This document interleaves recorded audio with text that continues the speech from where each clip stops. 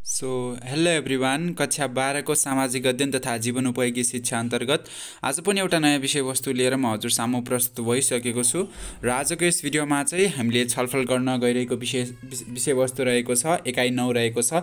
एकाइ 9 अन्तर्गत शहरीकरण र बसाइसराईको पाठ 3 गाउँ शहर सम्बन्ध अर्थात् rural urban linkage and part 4 हैन। पार्ट 4 मा चाहिँ नेपालमा शहरीकरणका अवसर र चुनौती गरी दुईवटा एकाइ 9 को दुईवटा पाठको बारेमा छलफल गर्नुका साथसाथै त्यो पाठमा रहेका सीडीसी बुक अनुसार त्यो पाठमा रहेका सम्पूर्ण अभ्यासहरूको प्रश्नहरूको समाधान पनि लिएर म यहाँ प्रस्तुत भइसकेको छु र त्यही विषयवस्तु नै आजको हाम्रो भिडियोको चाहिँ मेन कन्टेन्ट हुन गइरहेको छ। र हजुरहरूको जानकारीका लागि योभन्दा पहिले चाहिँ हामीले एकाइ 9 सँग सम्बन्धित पहिलो र दोस्रो पाठको बारेमा रिलेटेड सबै कन्सेप्टहरू अनि एक्सरसाइजको सोलुसन पनि अलरेडी यही युट्युब च्यानलमा पोस्ट गरिसकेका छौँ। सो हजुरलाई त्यो पाठसँग कुनै पनि कन्फ्युजन डाउट छ भनेपछि त्यसलाई पनि हजुरले एक्सेस लिन चाहिँ सक्नुहुन्छ है।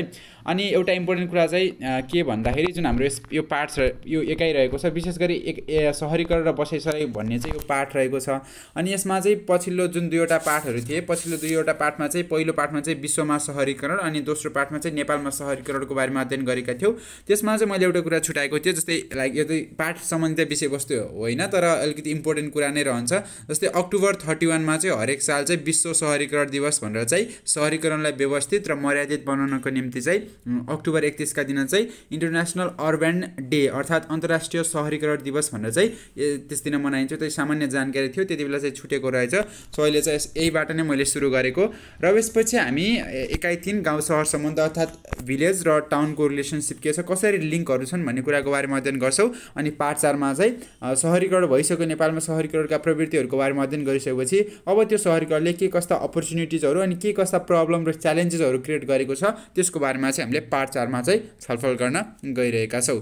र अब चाहिँ हामी पार्ट 3 बाट नै सुरु गर्छौँ। पार्ट 3 मा विशेष गरी गाउँ शहर सम्बन्ध भनिएको छ। गाउँ शहर सम्बन्ध भन्नाले सामान्य तरिकाले आफै हामीले पनि बुझ्न सक्छौँ एउटा गाउँ र सहरबीच के कस्तो सम्बन्धहरू देखिरहनु भएको छ हैन। जस्तै त्यसलाई पनि हामीले सामान्य गाउँ शहर सम्बन्ध भनेर चाहिँ बुझ्न सक्छौँ। यसका लागि सामान्य उदाहरण चाहिँ म कसरी दिन्छु भने जस्तै हामी एउटा स्टुडेन्ट लेभलमा छौँ भनेपछि हामी जस्तै आफ्नो गाउँमा चाहिँ लाइक हामीले जुन पढ्न खोजेको विषय हुन्छ, जुन लेभल हुन्छ, त्यो चाहिँ आफ्नो गाउँमा नभएको अवस्थामा चाहिँ हामी सहरमा गएर चाहिँ राम्रो कलेज अथवा आफूले मन परेको स्ट्रिम सब्जेक्टहरू चाहिँ त्यहाँ गएर पढ्ने गर्छौँ। हो त्यो पनि एउटा गाउँ र सहरको सम्बन्ध हो भनेर सामान्य आफूले भोगेको अनुभवलाई नै यसरी गाउँ र सहरको सम्बन्ध हो भनेर पनि यसरी पनि बुझ्न सकिन्छ। गाउँदेखि हामी सामान्य रूपमा केही समयको लागि बसाइसराई गरेर चाहिँ सहरमा आएर आफ्नो अध्ययन पुरा गर्ने गर्छौँ। त्यो पनि एउटा गाउँ शहर सम्बन्धको चाहिँ सामान्य उदाहरण हो र त्यही नै गाउँ शहर सम्बन्ध भनेर बुझ्न पनि सकिन्छ। विशेष गरी हामी प्रश्न उत्तरबाट छलफल गरेर नै अघि बढ्छौँ। पहिलो प्रश्न रहेको छ गाउँ शहर सम्बन्धको अवधारणा उदाहरणसहित स्पष्ट पार्नुहोस् भनिएको छ। विशेष गरी यसको उत्तर चाहिँ निम्न प्रकारको रहेको छ। ग्रामीण क्षेत्र र सहरी क्षेत्र बीचको कार्यात्मक सम्बन्धलाई जोड्ने र वृद्धि गराउने एक स्थानिक अवधारणालाई गाउँ शहर सम्बन्ध भनिन्छ। गाउँ र सहर बीच हुने वस्तु, सेवा, व्यक्ति, सूचना अनि सामाजिक सम्बन्ध आदिको प्रभाव हैन। गाउँदेखि सहर र सहरदेखि गाउँमा जुन हाम्रो वस्तु भयो, सेवा, व्यक्ति, सामाजिक सूचना अनि सम्बन्धहरू यी सबैको जुन फ्लो हुने गर्छ नि, प्रवाह के एक ठाउँदेखि अर्को ठाउँमा बग्ने हो, त्यस्तो किसिमको सम्बन्धलाई पनि हामीले गाउँ शहर सम्बन्ध भनेर बुझ्न सक्छौँ। ग्रामीण क्षेत्रमा उपलब्ध हुने हैन, गाउँ क्षेत्रमा उपलब्ध हुने विभिन्न कच्चा पदार्थ र प्राकृतिक साधनहरू सहरी क्षेत्रमा प्रदान गर्नु अनि सहरदेखि चाहिँ गाउँमा आवश्यक परेका वस्तु, सेवा, सुविधा, औद्योगिक उत्पादन पठाउनु गाउँ शहर सम्बन्धको उदाहरण हो भनेर चाहिँ हामीले यसरी सामान्य रूपमा 1 नम्बरको प्रश्नमा आयो भनेपछि यसरी हामीले सामान्य रूपमा चाहिँ एउटा परिभाषा र उदाहरण दिएर चाहिँ प्रस्तुत गर्न सक्छौँ। यदि कहिलेकाहीँ चाहिँ फेरि 5 मार्क्समा पनि यसरी सोध्छ कि जस्तै गाउँ शहर सम्बन्धको अवधारणा लेख्नुहोस् अनि पछाडि अर्को क्वेसन चाहिँ लिङ्क गरेको हुन्छ, हो त्यो बेला पनि यो चाहिँ इन्ट्रोडक्सनको रूपमा चाहिँ काम लाग्छ। नि लङ एन्सरमा पनि लाइक आएको छ भनेपछि इन्ट्रोडक्सन पार्ट हैन, जुन पहिलो अनुच्छेदमा लेख्ने कुरा हुन्छ नि त्यो चाहिँ यही नै लेख्दा चाहिँ एकदमै राम्रो सुनिन्छ है, राम्रो देखिन्छ। अनि यहाँ चाहिँ मैले तल एउटा कुरा चाहिँ लेखेको छु, जस्तै गाउँ शहर सम्बन्धले गाउँले उत्पादन र उपभोग दुवैको केन्द्र बनाउन जोड दिन्छ भनेको छ। विशेष गरी हामीले चाहिँ के हेर्छौँ भनेपछि गाउँ शहर सम्बन्धमा चाहिँ प्राय गाउँलाई चाहिँ सहरको एक पृष्ठ प्रदेशको रूपमा हेर्ने गरिन्छ कि भन्नाले चाहिँ यसको अर्थ के भनेपछि सहरको आधारमा चाहिँ गाउँ बनेको हुन्छ, अर्थात् सहर पहिले हो नि त्यसपछि गाउँ हो भनेर चाहिँ हाम्रो त्यो कन्सेप्ट रहेको हुन्छ। तर गाउँ शहर सम्बन्धले चाहिँ गाउँलाई केन्द्रमा राखेर सहरलाई हेर्ने गर्छ क्या, गाउँ चाहिँ सेन्टर हो अनि त्यो सेन्टरको वरिपरि चाहिँ सहर रहेको हुन्छ भनेर चाहिँ त्यसरी चाहिँ गाउँ शहर सम्बन्ध सम्बन्धले चाहिँ हेर्ने गर्छ हैन। गाउँ सहर सम्बन्धले चाहिँ गाउँलाई उत्पादन केन्द्रको रूपमा हेर्छ। गाउँबाट हैन विभिन्न कच्चा पदार्थ, मानव स्रोत, साधनहरू विभिन्न सबै गाउँबाट नै उत्पादन हुने गर्छन्। तसर्थ गाउँ सहर सम्बन्धले चाहिँ ग्रामीण क्षेत्रलाई उत्पादन र उपभोग दुवैको केन्द्र बनाउन चाहिँ जोड दिन्छ भनेर चाहिँ मैले यसरी यहाँ छलफल गरेको छु। अर्थात् गाउँ सहर सम्बन्धले चाहिँ गाउँबाट उत्पादन पनि हुन्छ नि, गाउँमा फेरि उपभोग पनि हुन्छ हैन। गाउँमा हैन विभिन्न प्राकृतिक स्रोत र साधनहरू त्यहाँबाट उत्पादन हुने, अनि अब गाउँलाई आवश्यक परेका विभिन्न औद्योगिक वस्तुहरू त्यहाँ चाहिँ उपभोग हुने भएकाले गाउँ सहर सम्बन्धले चाहिँ विशेष गरी गाउँलाई चाहिँ केन्द्रको रूपमा हेर्छ र सहर चाहिँ त्यसको वरिपरि रहन्छ भने चाहिँ गाउँ सहर सम्बन्धको धारणा रहेको हुन्छ। अनि देशको समुन्नति अनि देशको सन्तुलित र दिगो विकासका लागि गाउँ सहर सम्बन्ध चाहिँ अपरिहार्य हुन्छ। अर्थात् अनिवार्य रूपमा हुन्छ। यदि गाउँ र सहर राम्रोसँग चलेको छैन, सम्बन्ध राम्रो छैन भनेपछि त्यहाँ चाहिँ दिगो विकास अपेक्षा गर्न सकिँदैन हैन। त्यसैले गर्दा हामीले चाहिँ गाउँ र सहर बिच चाहिँ एउटा सम्बन्ध चाहिँ सुमधुर रहेमा आवश्यक वस्तुहरू अनि सेवा सुविधाहरू सहजै आदान प्रदान गर्न सकिन्छ, जसले गर्दा देशको सन्तुलित र दिगो विकासमा चाहिँ गाउँ सहर सम्बन्धले चाहिँ सहयोग पुर्याउने गर्दछ। त्यसै कारणले गर्दा हामीले यसको बारेमा चाहिँ अध्ययन गर्न परेको हो। अब हामी दोस्रो प्रश्नतर्फ अघि बढ्छौँ। गाउँ सहर सम्बन्धहरूको आयामहरूको संक्षिप्त हो या संक्षिप्त मात्र भएको छ, चर्चा गर्नुहोस् भनिएको छ। विशेष गरी यसको आयामको बारेमा चाहिँ पाठमा नै छलफल गरेको छ। धेरै कुरा चाहिँ हामी यही उत्तरबाट नै छलफल गर्छौँ। विशेष गरी गाउँ सहर सम्बन्धमा स्थापनामा बजार केन्द्र, यातायात र सञ्चार प्रणाली र पृष्ठ प्रदेशले भूमिका खेल्दछन्। अब हामी गाउँ सहर सम्बन्धका तीनवटा आयामहरू हुन्छन् भनेर बुझ्नुपर्छ। पहिलो चाहिँ बजार केन्द्र रहेको छ। बजार केन्द्र भन्नाले चाहिँ बजारको केन्द्र लाइक सिटीको सेन्टर पोइन्टलाई चाहिँ हामीले बजार केन्द्र भनेर बुझ्न सक्छौँ, जहाँ चाहिँ एकदमै धेरै सहर चाहिँ एकदमै धेरै विकास भएको हुन्छ क्या। ठुला बजारहरू त्यहाँ हुने गर्छन्, ठुला सहरहरू चाहिँ त्यहाँ हुने गर्छन् नि, हो त्यसलाई नै हामीले बजार केन्द्र भनेर चाहिँ बुझ्ने गर्दछौँ। बजार केन्द्र अन्तर्गत चाहिँ साना बजार केन्द्रदेखि ठुला सहरहरूलाई चाहिँ समावेश गर्न सकिएको हुन्छ। अर्थात् बजारहरूको साना बजारहरूको एउटा सेन्टर पोइन्ट अर्थात् त्यो केन्द्रदेखि ठुला सहरहरू हुन्छ नि, ती सबै चाहिँ बजार केन्द्र अन्तर्गत पर्ने गर्छन्। बजार केन्द्रका कार्यहरूले गाउँ सहर सम्बन्धलाई बलियो बनाउँछ। अर्थात् बजार केन्द्रमा नै उद्योगहरू हुन्छन्, ठुला अस्पताल, ठुला विद्यालय हैन, विश्वविद्यालयहरू हुने गर्छन् र त्यहाँका क्रियाकलापहरूले नै गाउँ सहर सम्बन्धलाई चाहिँ बलियो बनाउँछ। अर्थात् बजार केन्द्रमा के हुन्छ भनेपछि बजार केन्द्रमा जस्तै मानव बजार केन्द्रमा उद्योग छ, एउटा इन्डस्ट्री छ भनेपछि त्यो इन्डस्ट्रीमा चाहिँ अब केही सामान तयार पार्नु पर्यो भनेपछि कच्चा पदार्थ चाहिँ आवश्यक पर्ने गर्छ हैन। भनेपछि त्यो बजार केन्द्रमा रहेको उद्योगलाई चाहिँ कच्चा पदार्थ चाहिँ गाउँले प्रदान गर्ने गर्छ। अनि त्यसै गरी त्यही बजार केन्द्रमा रहेका विभिन्न उद्योगबाट उत्पादित वस्तुहरूको उपभोग चाहिँ गाउँले गर्ने गर्छ। भनेपछि गाउँ र सहरको सम्बन्धलाई एकदमै बलियो बनाउनको निम्ति बजार केन्द्रको एकदमै महत्त्वपूर्ण भूमिका चाहिँ रहने गर्दछ। अब त्यहीलाई किनभने शहरी केन्द्र ग्रामीण विकासका केन्द्रस्थल हुन्छन् भनेर भनिएको छ। अर्थात् शहरी केन्द्रहरूले नै ग्रामीण विकासमा चाहिँ सहयोग पुर्याउने गर्छन्। जति शहरी केन्द्रहरू अर्थात् बजार केन्द्रहरू एकदमै धेरै विकसित भएका हुन्छन्, त्यति नै ग्रामीण अर्थात् गाउँको विकासको पनि एकदमै धेरै उच्च सम्भावना हुने गर्दछ। त्यसैले गर्दा बजार केन्द्र एउटा गाउँ र सहर सम्बन्धको सहरै या ठहर भएछ सहर सम्बन्धको एउटा महत्त्वपूर्ण आयामको रूपमा लिन सकिन्छ। त्यसैगरी दोस्रो नम्बरको छ पृष्ठ प्रदेश भनिन्छ है। पृष्ठ प्रदेश भन्नाले कस्तो भनेपछि लाइक दिस इज सिटी हैन, यो सिटी छ हाम्रो, this is like consider this is a city है। सिटी छ यो हाम्रो, मानौ एउटा एरिया सिटी हो भनेर हैन। अब यसको पछिल्लो भागमा जुन यो लेभलहरू या घरहरू अथवा यहाँ जुन बस्ती हुन्छ नि, हो त्यसलाई चाहिँ हामीले पृष्ठ प्रदेश भनेर बुझ्ने गर्छौँ के। बजार केन्द्र भएको यो भयो जहाँ ठुलो घना बस्ती छ, बजार छ, त्यसलाई बजार केन्द्र। अनि त्यसको पछिको साइड हुन्छ नि जो चाहिँ अलिकति सहरभन्दा कम विकसित हुन्छ, त्यसलाई चाहिँ पृष्ठ प्रदेश भनेर बुझ्ने गर्छौँ। अनि पृष्ठ प्रदेशको झन् पछिल्लो भागमा चाहिँ यसरी गाउँ चाहिँ रहने गर्दछ। यसरी चाहिँ हामीले सहर केन्द्र, पृष्ठ प्रदेश र गाउँ भनेर चाहिँ हामीले यसरी बुझ्न सक्छौँ हैन।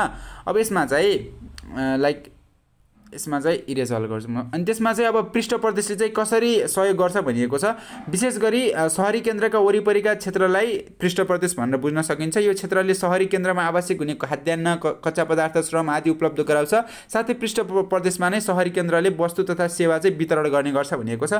यसलाई चाहिँ उदाहरणको रूपमा जस्तै एउटा सिटी भयो, फेरि पनि त्यो इक्जाम्पल ल्याएँ मैले, यो चाहिँ सिटी छ, यसको यहाँ चाहिँ पृष्ठ प्रदेश छ भनेपछि पृष्ठ प्रदेशले चाहिँ के गर्छ भनेपछि यो गाउँ र सहर बिच चाहिँ सम्बन्ध स्थापना गर्छ कि पुलको जस्तो काम गर्छ क्या यसले चाहिँ। जस्तै अब यो सहरमा के कस्ता कच्चा पदार्थहरू आवश्यक छ, के कस्तो श्रम, के कस्तो कुराहरू आवश्यक छ भन्ने कुरालाई चाहिँ के कस्तो खाद्यान्न हैन खेतीबाट उत्पादन भएका खाद्यान्नहरू के कस्तो आवश्यक छ भन्ने कुरा चाहिँ पृष्ठ प्रदेशले हेर्छ के किनकि सहरसँग नजिक सम्बन्ध रहेको हुन्छ अनि त्यही अनुसार चाहिँ गाउँमा चाहिँ यस्तो आवश्यकता छ भनेर चाहिँ माग गर्ने गर्छ के अनि त्यही अनुरूप नै अब यसले फेरि अब पृष्ठ प्रदेशले अब गाउँको अवस्था पनि बुझेको हुन्छ गाउँको अवस्था बुझेर अब गाउँमा के कस्तो हैन औद्योगिक वस्तुको आवश्यकता छ अनि के कस्ता सेवा सुविधाहरू गाउँमा आवश्यक परेको छ भन्ने कुरालाई मनन गर्छ अनि ती आवश्यक भएका कुराहरूलाई चाहिँ सहर अर्थात् सहरी बजार केन्द्रको मार्फतबाट चाहिँ ती आवश्यक वस्तुहरूलाई चाहिँ गाउँमा पुर्याउने काम चाहिँ पृष्ठ प्रदेशले गर्छ त्यसले गर्दा गाउँ सहर सम्बन्धलाई अझ मजबुत बनाउनको निम्ति एउटा पुलको रूपमा काम गर्ने पृष्ठ प्रदेश पनि एउटा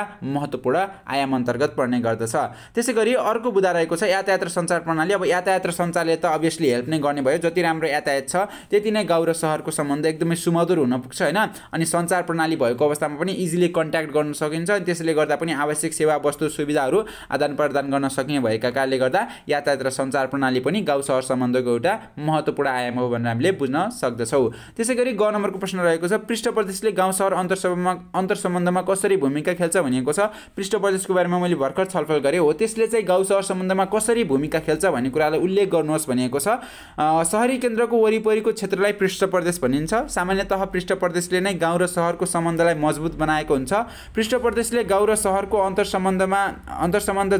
अन्तर्सम्बन्ध जोड्ने एउटा पुलको जस्तो काम गर्दछ यसको मार्फत सहरी केन्द्रमा आवश्यक हुने खाद्यान्न कच्चा पदार्थ श्रम आदि ग्रामीण क्षेत्रबाट सहजै उपलब्ध गराउन सकिन्छ साथै सहरको आवश्यकता र मागलाई बुझेर पृष्ठ प्रदेशले सोही अनुसार गाउँले उत्पादनका लागि प्रोत्साहन पनि गर्ने गर्दछ त्यसैगरी सहरी क्षेत्रमा औद्योगिकीकरणबाट उत्पादित विभिन्न वस्तु र सेवा सुविधा सर्वप्रथम पृष्ठ प्रदेशमै वितरण हुन्छन् हैन पहिले चाहिँ सहरबाट पृष्ठ प्रदेशमा वितरण हुन्छन् अनि त्यसरी वितरण गरिएका सेवा सुविधालाई चाहिँ त्यसपछि ग्रामीण बस्तीमा चाहिँ आवश्यकता अनुसार चाहिँ पृष्ठ प्रदेशले चाहिँ ती सामानहरू चाहिँ प्रदान गर्ने गर्दछ र यसरी गाउँ सहर सम्बन्धमा चाहिँ पृष्ठ प्रदेशको भूमिका यस्तो हुन्छ भनेर मैले एउटा सामान्य अनुच्छेदमा छलफल गरेँ अब त्यसपछि हामी अर्को प्रश्नमा अघि बढ्छौँ र हजुरलाई केही कन्फ्युजन डाउट छ भनेपछि अभियसली कमेन्ट सेक्सनमा चाहिँ सोध्न नबिर्सिनु होला हैन त्यसपछि घ नम्बरमा रहेको छ गाउँ सहर सम्बन्धका प्रक्रियाहरूको उदाहरणसहित वर्णन गर्नुहोस् भनिएको छ अर्थात् what are the process of urban rural linkage भनेको छ अर्थात् गाउँ र सहरलाई जोड्नका निम्ति के कस्तो प्रोसेसहरू के कस्तो काम हुन्छन्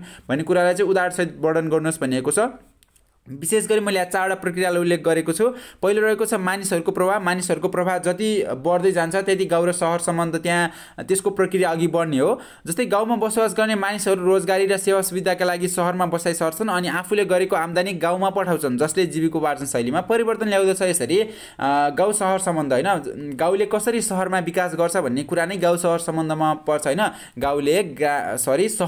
सहर अर्थात् बजारी केन्द्रले ग्रामीण विकासमा कसरी मद्दत पुर्याउँछ भन्ने कुरालाई चाहिँ हामीले गाउँ सहर सम्बन्धमा हेर्ने गर्दछौँ अनि त्यसमा चाहिँ त्यसमा चाहिँ मानिसको प्रवाह चाहिँ एउटा महत्त्वपूर्ण प्रक्रिया हो किन भनेपछि जब मानिसहरू गाउँदेखि सहरमा बसाइसराइ गर्छन् त्यहाँ कुनै न कुनै रोजगार गर्छन् कुनै न कुनै जब गर्छन् त्यसपछि त्यहाँ आफूले जब गरेर कमाएको आम्दानी चाहिँ उनले गाउँमा पठाउने गर्छन् अनि त्यहाँ गाउँमा पठाइसकेपछि गाउँमा बसेका आफ्नो परिवारको जीविकोपार्जन शैलीमा परिवर्तन आउँछ र गाउँ पनि बिस्तारै समृद्ध बन्ने सम्भावना चाहिँ उच्च हुन थाल्छ र यसरी चाहिँ मानिसहरूको प्रभाव पनि गाउँ सहर सम्बन्धको एउटा प्रक्रिया हो भनेर चाहिँ हामीले बुझ्न सक्दछौँ त्यसैगरी सामानको आदान प्रदान रहेको छ गाउँबाट स्थानीय उत्पादन अनि कच्चा पदार्थ श्रम शक्ति र सहरबाट दैनिक आवश्यक वस्तुहरू जसमा चाहिँ लत्ता कपडा भयो मरमसला कृषि उपकरण आदिको आदान प्रदान पनि हुन्छ र यो प्रक्रिया पनि गाउँ सहर सम्बन्ध अन्तर्गत नै पर्ने गर्दछ त्यसैगरी बजार केन्द्रको भूमिका भनिएको छ गाउँ सहर सम्बन्ध सुदृढ पार्न कृषि उत्पादन र उद्योग तथा सेवाहरूको बीच अन्तर्सम्बन्ध कायम गर्ने प्रक्रियामा बजार केन्द्रको अपरिहार्य भूमिका रहन्छ र अन्तिम नम्बरको प्रक्रिया रहेको छ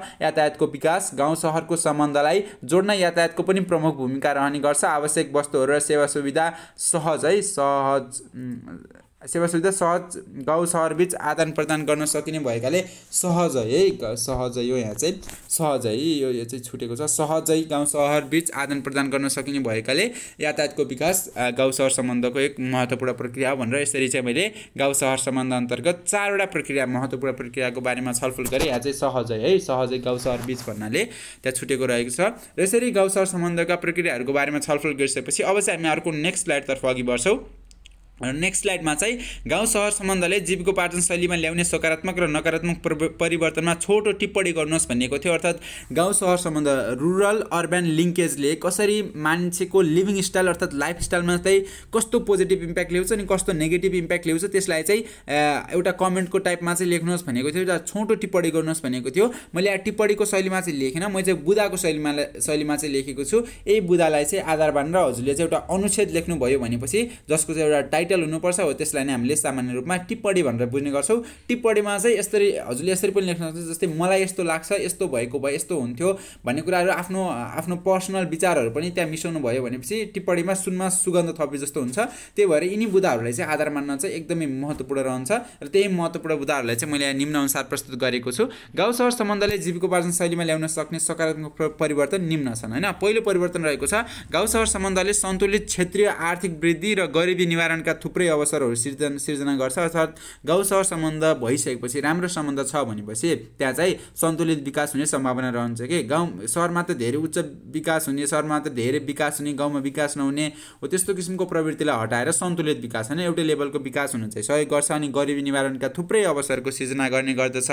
त्यसैगरी कृषिमा विविधता आउँछ, स्थानीय उत्पादनको अन्तर्राष्ट्रिय बजारमा पहुँच बढाएर ग्रामीण अर्थतन्त्र सुदृढीकरण गर्न पनि गाउँ सहर सम्बन्ध चाहिँ सहयोग पुर्याउँछ। यो चाहिँ आधार हो या चाहिँ अड भएको छ, पुर्याउँछ। त्यसैगरी औद्योगिक तथा सेवामुखी व्यवसाय जस्ता सहरी आर्थिक गतिविधिहरूले ग्रामीण जनसङ्ख्यालाई रोजगारको अवसर दिन्छन् हैन। जति धेरै सहर विकास हुँदै जान्छ त्यति धेरै रोजगारको अवसरहरू सहरीकरणले अवश्य पनि रोजगारमा चाहिँ धेरै अवसरहरू प्रदान गरेको हुन्छ अनि त्यसरी रोजगारको अवसर पाइसकेपछि ग्रामीण क्षेत्रका बासिन्दाहरूको जीविकोपार्जनमा पनि सुधार आउने गर्छ। यहाँ चाहिँ धेरै मिस्टेक भएछ टाइपिङमा है, यहाँ चाहिँ कहाँनिर थियो सहयोग पुर्याउँछ हो यो चाहिँ अनि बासिन्दाको जीविकोपार्जनमा चाहिँ सुधार ल्याउने गर्छ। त्यसैगरी गाउँ सहर सम्बन्धका सकारात्मक असरहरूलाई नीति मार्फत समर्थन गर्न सके आर्थिक उन्नति भई ग्रामीण तथा सहरी गरिबीलाई पनि उन्मूलन गर्न सकिन्छ र यसरी गाउँ सहर सम्बन्धले कृषि र गैर कृषि गरी रोजगारी विविधीकरणको अवसर सिर्जना गर्दछ र गाउँ जीविकोपार्जन शैलीमा चाहिँ सुधार ल्याउन मद्दत गर्छ भनेर चाहिँ यसरी गाउँ सहर सम्बन्धको सकारात्मक पक्ष जसले जीविकोपार्जन शैलीमा केही सुधारहरू ल्याउँछ भन्ने कुरालाई चाहिँ यी निम्न चारवटा बुदाहरूको मार्फत मैले यहाँ छलफल गरेँ र यसरी चाहिँ यिनीहरूले आधार मानेर हजुरले एउटा टिप्पणी पनि तयार पार्न सक्नुहुन्छ। र यसपछि हामी नेक्स्ट स्लाइडतर्फ अघि बढ्छौँ। नेक्स्ट स्लाइडमा चाहिँ हामीले जस्तै यो प्रश्नमै 9 नम्बरकै प्रश्नमा चाहिँ सकारात्मक भनेको थियो भनेपछि अब चाहिँ हामी नकारात्मक कुराहरूको बारेमा चाहिँ अर्थात् गाउँ सहर सम्बन्धले चाहिँ के कस्ता नकारात्मक परिवर्तन चाहिँ ल्याउँछ त्यसको बारेमा चाहिँ हामी अब छलफल गर्न गइरहेका छौँ। र यसमा चाहिँ अब गाउँ सहर सम्बन्धले जीविकोपार्जन शैलीमा ल्याउने नकारात्मक परिवर्तनहरू चाहिँ निम्न रहेका छन्। अनियन्त्रित बसाइसराईले सहरी जीवनशैली कष्टकर बनाउन सक्दछ। अर्थात् जुन हाम्रो गाउँदेखि सहरसम्म हुने बसाइसराईले पनि हामीले एउटा गाउँ सहर सम्बन्ध अन्तर्गत हेर्ने गर्दछौँ र त्यही बसाइसराई एकदमै अनियन्त्रित भयो भनेपछि सहरी जीवनशैली चाहिँ एकदमै धेरै कष्टकर बन्न सक्छ। रोजगारमा उच्च प्रतिस्पर्धा र महँगीले जीविकोपार्जनमा समस्या निम्ताउन सक्छ, एउटा नेगेटिभ इम्प्याक्ट हुनसक्छ यदि गाउँ सहर सम्बन्ध राम्रो तरिकाले बढेन भनेपछि। त्यसैगरी परनिर्भरता वृद्धि हुन जान्छ र स्थानीय मौलिक वस्तु र उत्पादनहरू विस्थापित हुने अनि जीवनशैलीमा बाह्य संस्कृतिको प्रभाव पर्छ हो। बाह्य हो यहाँ चाहिँ यो बाह्य मात्रै भएछ, यहाँ चाहिँ बा लेख्नु होला, बा अनि बाह्य है यस्तै ह लेखेर बाह्य संस्कृतिको प्रभाव पर्छ। त्यसैगरी सकारात्मक परिवर्तनसँगै भित्रिने थुप्रै विकृति र विसङ्गतिले पनि जीविकोपार्जन अस्तव्यस्त बनाउन सक्ने उच्च सम्भावना रहन्छ। र यसरी चाहिँ यसको चाहिँ गाउँ सहर सम्बन्ध राम्रो तरिकाले चलाउने हो भनेपछि धेरै सकारात्मक परिवर्तन चाहिँ त्यहाँ देखिन्छन्। तर यसलाई केही अब त्यसमा लुपल्सहरू त्यसमा केही मिस्टेकहरू भयो भनेपछि चाहिँ केही चाहिँ नकारात्मक परिवर्तन देखिने गर्छन् तर धेरै नकारात्मक परिवर्तन चाहिँ त्यहाँ रहँदैनन्। त्यही भएर 3वटा नकारात्मक परिवर्तनलाई मैले उल्लेख गरेँ र यसरी सकारात्मक परिवर्तन ती 4वटा बुदा अनि नकारात्मक परिवर्तन गरी यी 3वटा बुदा गरेर 7वटा कुल बुदाहरूलाई समावेश गरेर चाहिँ हजुरले आफ्नो टिप्पणी तयार पार्न सक्नुहुन्छ। र यदि टिप्पणी तयार नपारेर यसरी बुदा मार्फत लेख्दा पनि हजुरलाई चाहिँ नोटकपमा चाहिँ यसरी बुदा मार्फत लेख्दा पनि एकदमै मेमोराइज गर्न अर्थात् बुझ्न चाहिँ एकदमै धेरै सजिलो हुन्छ। त्यही भएर मैले धेरै जस्तो एन्सरमा चाहिँ पोइन्टमा चाहिँ इन्क्लुड गरेको हुन्छु किनभनेपछि पोइन्टको कुरालाई चाहिँ मेमोराइज गर्न अथवा त्यो कन्सेप्टलाई चाहिँ बुझ्नको निम्ति सहयोग हुन्छ कि एकदमै धेरै बुझ्ने गरिन्छ मेरो एक्सपिरियन्स अनुसार पनि। त्यसले गर्दा चाहिँ मैले यसरी बुदामा प्रस्तुत गरेको र यसलाई चाहिँ हजुरले इक्जाममा टिप्पणी लेख्नुहोस् अथवा कुनै आर्टिकल लेख्नुहोस्, कुनै लेख तयार पार्नुहोस् भनेपछि चाहिँ हजुरले यी 7वटा बुदाहरूलाई आधार मानेर चाहिँ सबै बुदाहरूलाई समावेश गरेर माथि इन्ट्रोडक्सन पार्ट, तल निष्कर्ष दिएर चाहिँ यी बुदाहरूलाई समावेश गरेर आफ्नो उत्तर चाहिँ तयार पार्न सक्नुहुन्छ। र यसमा लाइक कुनै पनि कुरा बुझ्नु भएको छैन, कुनै पनि प्रब्लम छ भनेपछि कमेन्ट सेक्सनमा चाहिँ सोध्न नबिर्सनु होला, मैले पटक भनिरहेको हुन्छु। अनि अब त्यसपछि हामी अर्को पार्टतर्फ अघि बढ्छौँ। पार्ट 4 रहेको छ। पार्ट 4 मा चाहिँ विशेष गरी नेपालमा शहरीकरणका अवसर र चुनौतीको बारेमा चाहिँ अध्ययन गर्नुपर्ने हुन्छ। अब नेपालमा जस्तै यो एकाइमा चाहिँ हामीले विशेष गरी शहरीकरण र बसाइसराईकै बारेमा अध्ययन गरिरहेका छौँ। पार्ट 1 मा विश्वमा शहरीकरणको प्रवृत्ति, पार्ट 2 मा नेपालमा शहरीकरण, पार्ट 3 मा गाउँ र सहर सम्बन्ध जुन भर्खरै छलफल गरेर सकिसक्यौँ। त्यसपछि हामी पार्ट 4 मा चाहिँ नेपालमा शहरीकरणका अवसर र चुनौती, अर्थात् शहरीकरण भइसक्यो, अर्बनाइजेसन भइसक्यो, अब त्यो अर्बनाइजेसनले के कस्ता अपर्च्युनिटिजहरू ल्याइदिन्छ र अपर्च्युनिटिज सँगसँगै के कस्ता प्रब्लम्सहरू, के कस्ता च्यालेन्जेसहरू ल्याउँछ भन्ने कुरालाई चाहिँ यो पार्ट 4 मा चाहिँ छलफल गरिएको छ। अब विशेष गरी पहिलो प्रश्न रहेको छ, नेपालमा शहरीकरणले ल्याएका अवसरहरूलाई उल्लेख गर्नुहोस् भनिएको छ। अनि यो पार्टको जुन मूल विषयवस्तु रहेको छ नि, विशेष गरी त्यही हाम्रो सकारात्मक भन्नाले अवसरहरू र चुनौती वरिपरि नै रहेको छ। र त्यो पार्टको सबै मेन विषयवस्तु होइन, पार्टको मेन कन्टेन्ट, मेन बडीलाई नै हाम्रो अभ्यासमा रहेका 4वटा प्रश्नहरूले समावेश गरेपछि आउने उत्तरले चाहिँ सबै पार्टको विषयवस्तुलाई नै समावेश गर्छ है। त्यही भएर म प्रश्न उत्तरतर्फबाट नै अघि बढेको छु। नेपालमा शहरीकरणले ल्याएका अवसरहरू उल्लेख गर्नुहोस् भनिएको छ, अर्थात् शहरीकरणका अवसरहरू के कस्ता हुन सक्छन्। मैले बुदा मार्फत प्रस्तुत गरेँ। शहरीकरणले मानव संसाधन अर्थात् ह्युमन रिसोर्सेसलाई एकीकृत हुने अवसर प्रदान गर्छ होइन। जब शहरीकरण हुन्छ नि त्यहाँ चाहिँ धेरै जस्ट लाइक हाम्रो शहरीकरण भएको अवस्थामा चाहिँ बसाइसराई चाहिँ धेरै ठाउँबाट हुने गर्छ के। अनि बसाइसराई पनि कुन उद्देश्यले हुन्छ भनेपछि राम्रो जब पाउने उद्देश्यले चाहिँ, राम्रो रोजगार पाउने उद्देश्यले हुन्छ हो। त्यही भएर चाहिँ अब धेरै ठाउँका गाउँमा रहेका, धेरै क्षेत्रमा छरिएका, विभिन्न स्किल्ड होइन, दक्ष भएका विभिन्न मानव संसाधन अथवा मानव स्रोतहरू चाहिँ त्यो सहरमा आउँछन्, किनभने रोजगारीका लागि त्यहाँ आउने गर्छन्। अनि त्यहाँ आइसकेपछि ती सबै मानव संसाधन अर्थात् विभिन्न क्षेत्रमा दक्ष भएका मानव स्रोतहरू चाहिँ एकीकृत हुने अवसर चाहिँ शहरीकरणले प्रदान गर्ने गर्दछ, जसको मार्फत फलस्वरूप विकासमा नवीनतम सोच, प्रवृत्ति एवं स्रोतको परिचालन गर्न सकिन्छ। अनि त्यसै गरी 2 नम्बरको फाइदा अवसर रहेको छ। सहरको एकीकृत जनसङ्ख्यालाई अत्यन्त सहुलियत, सस्तो तथा चुस्त सेवा तथा सुविधा, स्वच्छ खानेपानी, विद्युत आदि चाहिँ हामीले प्रदान गर्न सकिन्छ। अब यसमा चाहिँ अब शहरमा जनसङ्ख्या चाहिँ एकीकृत हुन्छ क्या, जस्तै छरिएको हुँदैन। जस्तै हामीले गाउँको इक्जाम्पल लिन्छौँ भनेपछि गाउँमा चाहिँ लाइक बस्ती चाहिँ टाढा टाढा पनि हुने गर्छ क्या। हजुरले देख्नु भएको छ कि नै, लाइक हजुर गाउँको हुनुहुन्छ भनेपछि लाइक कोही बस्ती नजिक हुने, कोही बस्ती चाहिँ लाइक डाँडामा त्यस्तो हुने पनि सम्भावना हुन्छ होइन। मैले एक्सपिरियन्स गरेको अनुसार पनि त्यस्तो हुने गर्छ हो। त्यस्तो भएको अवस्थामा चाहिँ सेवा सुविधा वितरण गर्न चाहिँ त्यहाँ एउटा भौगोलिक कठिनता पनि हुन्छ होइन, भौगोलिक कठिनता पनि हुन्छ। अनि त्यसरी बस्ती छरिएको छ भनेपछि त्यहाँ व्यवस्थित रूपमा सेवा सुविधाहरू प्रदान गर्न चाहिँ अप्ठ्यारो हुने गर्छ होइन।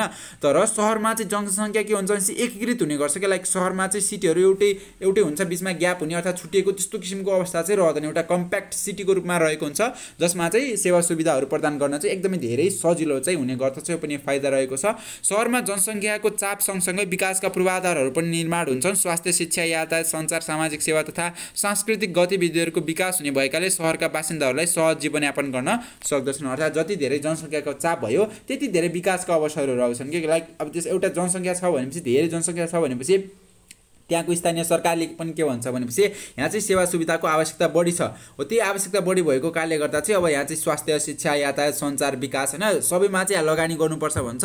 र त्यसरी चाहिँ त्यहाँ लगानीको वृद्धि हुन्छ अनि पूर्वाधारहरूको विकास हुने गर्छ, जसले गर्दा त्यहाँका बासिन्दाहरूको जीवनयापन चाहिँ सहज हुने गर्दछ। र यो पनि एउटा अवसर चाहिँ प्रदान गर्छ। त्यसै गरी संरचनागत रूपान्तरण, व्यापार विस्तार एवं कार्यको विशिष्टीकरण होइन र क्षमताको कदर अर्थात् रेस्पेक्ट फर क्यापेबिलिटी हुने अवसर शहरीकरण चाहिँ प्रदान गर्ने गर्दछ। एकदमै सकारात्मक कुराहरू रहेका छन्। यहाँ चाहिँ संरचनागत रूपान्तरण हुने गर्छ, अर्थात् ट्रान्सफर्मेसन पनि एकदमै लाइक स्ट्रक्चरल ट्रान्सफर्मेसन चाहिँ हुने गर्छ के। लाइक सिटीहरू डेभलप गर्दाखेरि लाइक स्ट्रक्चरली चाहिँ तिनीहरू ट्रान्सफर्म हुने गर्छन् होइन, जुन नयाँ फर्ममा नयाँ डिजाइनको साथ चाहिँ ट्रान्सफर्म हुने गर्छन्। यो एउटा फाइदा रहेको छ। संरचनागत रूपान्तरण एकै किसिमको त्यहाँ चाहिँ एकै किसिमको रूपान्तरण, एकै किसिमको ट्रान्सफर्मेसन, एकै किसिमको चेन्ज चाहिँ त्यहाँ देखिने गर्छ।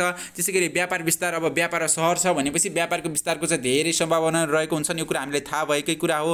त्यसैगरी कार्यको विशिष्टीकरण अर्थात् स्पेशलाइजेसन अफ वर्क भनिन्छ। अब स्पेशलाइजेसन अफ वर्क चाहिँ कसरी हुन्छ भनेपछि यसको चाहिँ म उदाहरण दिन्छु।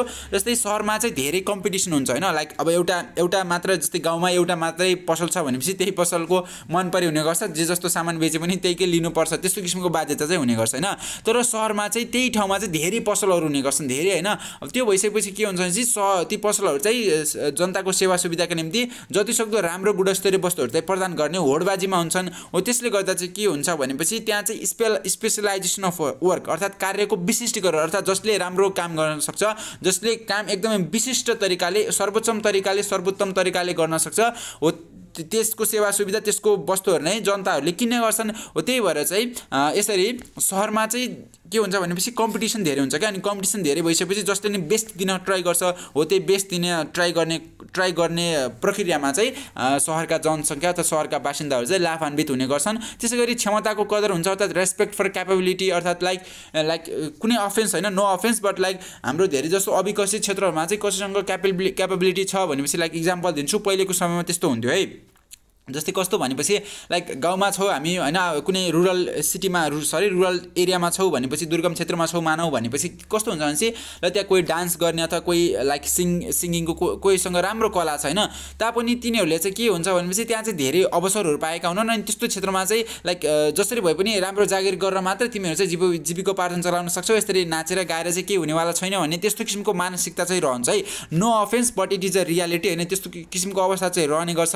त्यही भएर चाहिँ अब आफ्नो क्षमता छ होइन, त्यसको चाहिँ कदर चाहिँ हुने गर्दैन। तर त्यही सहरको क्षेत्रमा होइन, सहरमा चाहिँ धेरै लाइक अपर्च्युनिटीहरू धेरै हुने गर्छन्। जस्तै इक्जाम्पल लाइक नेपाल आइडलको अडिसन भइरहेको छ, सिङ्गिङको अडिसन भइरहेको छ भनेपछि त्यो चाहिँ अडिसन चाहिँ विशेष गरी सहरी क्षेत्रमा हुन्छ कि लाइक गाउँ क्षेत्रमा गएर अडिसन लिने कुरा त हुँदैन।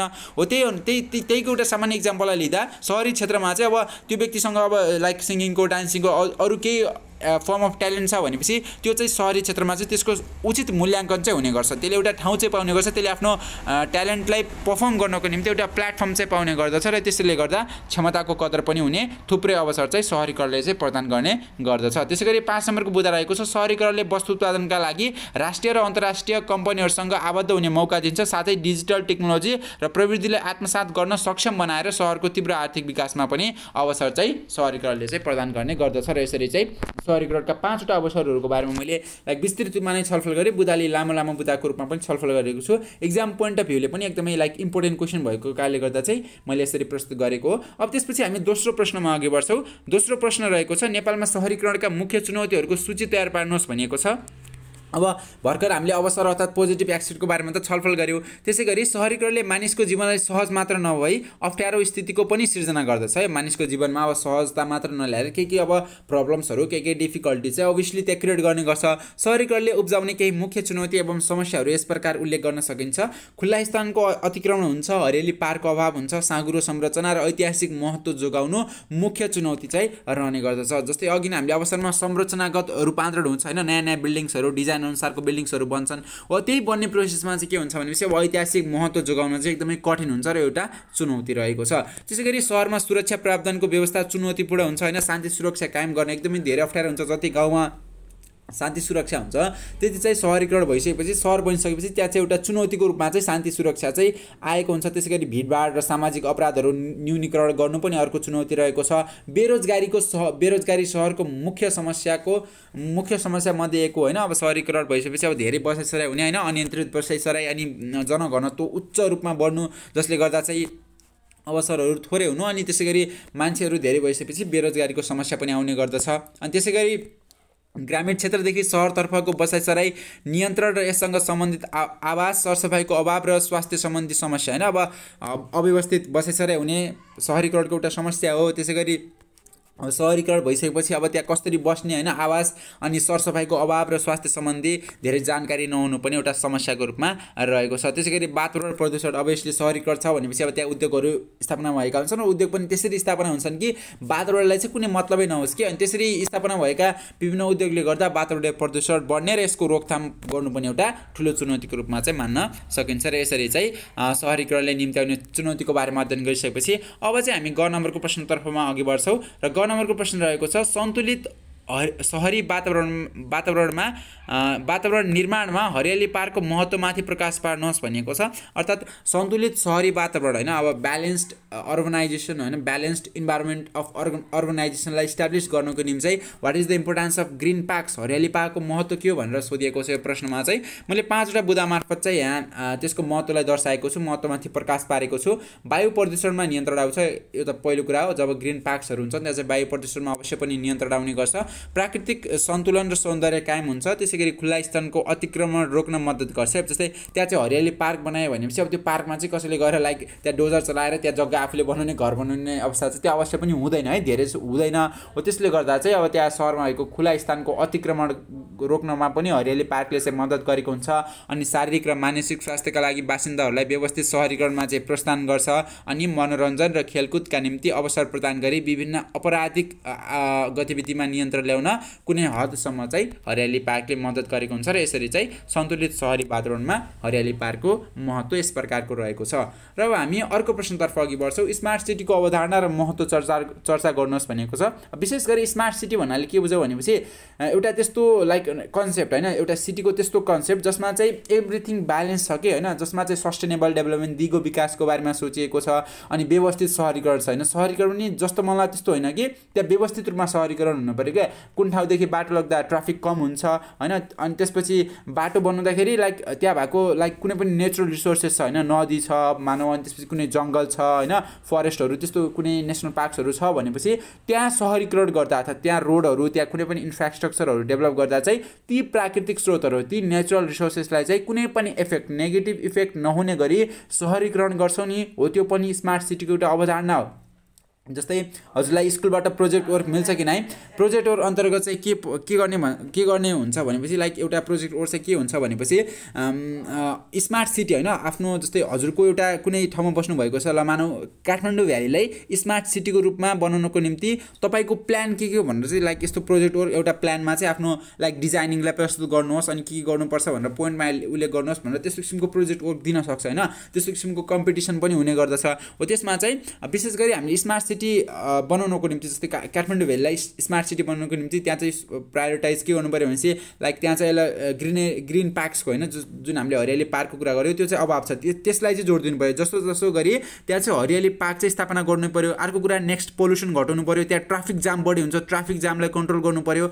अनि अर्को स्मार्ट सिटीको महत्त्वपूर्ण कुरा के रहन्छ भनेपछि लाइक त्यहाँ चाहिँ टेक्नोलोजीको चाहिँ एकदमै राम्रो उपयोग हुनु पऱ्यो क्या। लाइक ट्राफिक लाइट्सदेखि ल्याएर हरेक कुराहरू, डेटा कलेक्सनदेखि ल्याएर कुन ठाउँमा के भइरहेको छ होइन, लाइक त्यो हरेक कुराहरूको इन्फर्मेसन कलेक्ट गर्नको निम्ति चाहिँ टेक्नोलोजीको म्याक्सिमम युटिलाइजेसन, म्याक्सिमम प्रयोग भएको अवस्था, त्यस्तो किसिमको अवस्थालाई अथवा त्यस्तो किसिमको कन्सेप्ट जो सहरमा चाहिँ इस्टाब्लिस गर्ने गरिन्छ त्यसलाई नै हामीले स्मार्ट सिटी भनेर चाहिँ बुझ्ने गर्छौँ। र त्यही अवधारणा नै स्मार्ट सिटीको अवधारणा हो भनेर चाहिँ हामीले बुझ्न सक्छौँ। जसमा चाहिँ सहरीकरण चाहिँ हुन्छ र सहरीकरणका लाइक धेरै जसो नेगेटिभ इम्प्याक्ट सबैलाई हटाएर केवल पोजिटिभ इम्प्याक्ट, जसमा गाउँका सकारात्मक पक्ष र सहरका सेवा सुविधाहरू मिसाएर बनाएको एउटा हाइब्रिड हुन्छ नि हो, त्यसलाई नै हामीले स्मार्ट सिटी भनेर चाहिँ हामीले बुझ्न सक्छौँ। यसमा चाहिँ विशेष गरी यसको अवधारणालाई मैले प्रस्तुत गरेको छु। हरित पार्क भन्नाले ग्रिन पार्क्स भएको, अनि त्यसरी खुला स्थानको जगेर्ना गरिएको, सहरी कृषि भएको। जस्तै सहरमा चाहिँ कृषि एकदमै न्यून रूपमा हुन्छ होइन, कृषि धेरै हुँदैन, तर त्यो सहरमा स्मार्ट सिटीमा चाहिँ के हुन्छ भनेपछि गाउँ जस्तै कृषिमा पनि जोड दिएको हुन्छ के।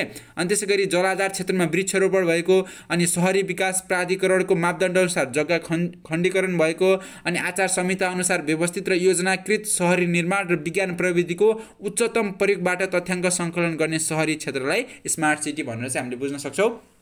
र नेपालको सन्दर्भमा पनि लाइक सहरीकरण भइसकेपछि स्मार्ट सिटीको कन्सेप्ट चाहिँ लिनुपर्छ। धेरै जस्तो सिटीलाई स्मार्ट सिटीको रूपमा चाहिँ ट्रान्सफर्म गर्नुपर्छ भन्ने चाहिँ नेपाल सरकारको योजना पनि रहेको छ। अब त्यो योजना कुन हदसम्म पुरा हुन्छ त्यो समयले नै बताउनेछ। र त्यसमा स्मार्ट सिटी निर्माण गर्नको निम्ति हामी विद्यार्थीको पनि भूमिका रहन्छ। लाइक ग्रिन पार्क्स इस्टाब्लिस गर्नको निम्ति लाइक हाम्रो स्काउट जस्तो अर्गनाइजेसनहरू हुन्छ होइन, विभिन्न अर्गनाइजेसनमा हामी आबद्ध हुने गर्छौँ। त्यसको माध्यमबाट हामीले ग्रिन पार्क्सको लागि मोटिभेट गर्न सक्छौँ। त्यसै गरी लाइक सहरी कृषि अन्तर्गत चाहिँ हाम्रो एउटा टेरेस फार्मिङ भन्ने सुन्नुभएको छ होला होइन, कौशी खेती भनिन्छ हैन हो टेरेस फार्मिङ पनि एउटा स्मार्ट सिटी अन्तर्गत चाहिँ हरेक लाइक जुन बिल्डिङ्सको फर्ममा हुन्छ शहरमा चाहिँ घरहरू त्यसको छतमा चाहिँ टेरेस फार्मिङ कम्पलसरी हुनु पर्यो त्यस्तो व्यवस्थालाई इम्प्लिमेन्ट गरेर पनि स्मार्ट सिटीका केही कुराहरूलाई चाहिँ हामीले जगेर्ना दिन सक्छौँ जागृत चाहिँ गराउन सक्दछौँ र त्यही नै हाम्रो स्मार्ट सिटीको अवधारणा हो भनेर छलफल गरिसकेपछि अब चाहिँ हामी स्मार्ट सिटीको महत्त्व के हो त्यसको बारेमा छलफल गरौँ थोरै मैले 5वटा बुँदाहरू प्रस्तुत गरेको छु पहिलो फाइदा रहेको छ सन्तुलित शहरीकरण र व्यवस्थित औद्योगिकीकरणमा चाहिँ यसले सहयोग गर्ने गर्दछ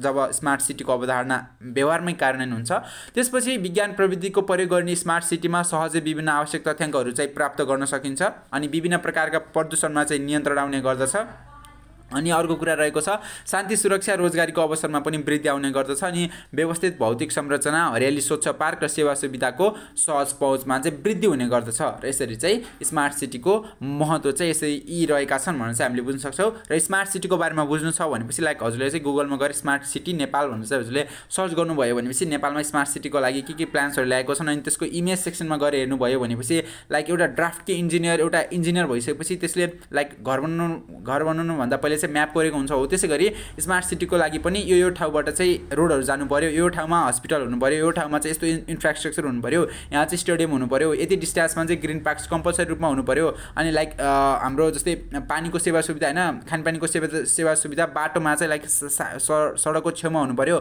अनि सडकको साइडमा चाहिँ त्यहाँ रुखहरू चाहिँ वृक्षारोपण चाहिँ गरिएको हुनु पर्यो भनेर त्यसरी चाहिँ एउटा डिजाइन चाहिँ तयार पारेको हुन्छ हो त्यसलाई पनि हजुरले गुगलबाट चाहिँ एक्सेस गर्न सक्नुहुन्छ र त्यसरी स्मार्ट सिटीको बारेमा अझ धेरै महत्त्वपूर्ण कुराहरू चाहिँ बुझ्न सक्नुहुन्छ लाइक यसको बारेमा स्टडी गर्न लाइक प्रोजेक्ट वर्क पनि धेरै मिलेको हुन्छ परियोजना कार्य अन्तर्गत स्मार्ट सिटीको लागि तपाईको योजना तयार पार्नुहोस् भनेर पनि त्यसरी पनि प्रश्न सोध्न सकिन्छ र त्यसको बारेमा चाहिँ हजुरले धेरै विस्तृत जानकारी प्राप्त गर्नु छ भने चाहिँ गुगलबाट एक्सेस लिएर त्यसको फोटो पनि हेर्न सक्नुहुन्छ र अब यसपछि हामी लाइक यति नै प्रश्न थिए नेपालमा शहरीकरणको अवसर र चुनौतीको बारेमा र यसरी चाहिँ हामीले लाइक 2वटा पाठको अभ्यासमा रहेका सम्पूर्ण प्रश्नहरू त्योसँग रिलेटेड सबै कन्सेप्टहरू पाठको जिस्ट पाठको मेन कुरा पाठको समरी थिम सारांश जे भन्छौँ त्यसको बारेमा हामीले सबै छलफल गरिसकेका छौँ र हामी चाहिँ अब भिडियोको अन्त्यतर्फ आइसकेका छौँ र यसपछि चाहिँ मैले विशेष गरी अरू पाठको बारेमा भिडियो लिएर आउने नै छु र तबसम्मको लागि thank you everyone for watching this video stay safe stay creative and make the nature around us very neat clean and hygienic जय देश जय शिक्षा